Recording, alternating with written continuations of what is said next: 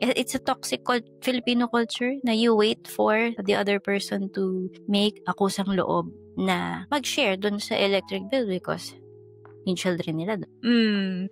Wala confrontation, no? So, if the OPE can confront the sister, dito naman nakatira yung mga anak mo eh. So, baka naman you can share. Tsaka, bakit doon sila nakatira? Why not sa bahay nila? If maybe he explains na ganito lang usually yung bill namin, but since nakatira dito yung mga anak mo, dumoble. And you can explain na I simply cannot afford.